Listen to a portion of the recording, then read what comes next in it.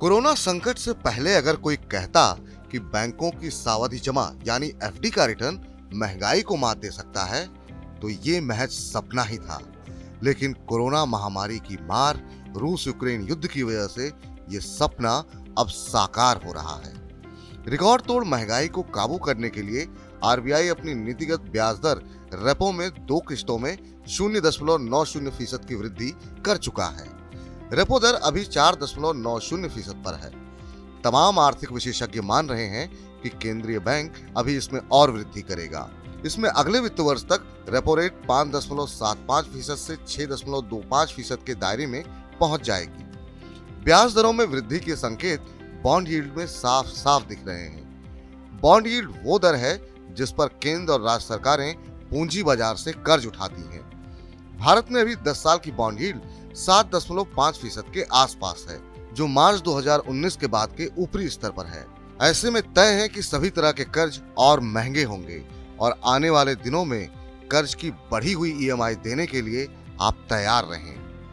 इस दरमियान राहत भरी खबर ये है कि एफडी में निवेश करने वालों के अच्छे दिन आने वाले हैं। आरबीआई की रेपो दर में वृद्धि के बाद तमाम बैंकों ने एफडी पर ब्याज बढ़ाना शुरू कर दिया है। विभिन्न बैंकों के एफडी की ब्याज दरें बढ़कर 5.75 से 6.50% के दायरे में पहुंच गई हैं, जो रेपो रेट की तुलना में 1.6% तक ज्यादा है।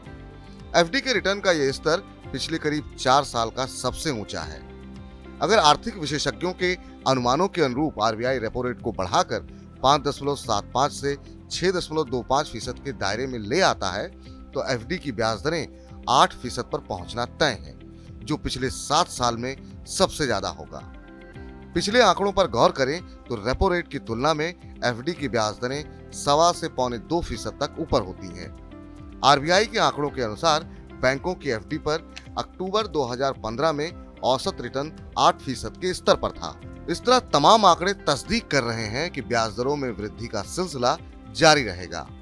इसी वजह से निवेशक एफडी में लंबी अवधि का निवेश करने से कतरा रहे हैं। निवेशकों की इस शंका को दूर करने के लिए निजी क्षेत्र के यस बैंक ने फ्लोटिंग एफडी के रूप में एक नई स्कीम शुरू की है।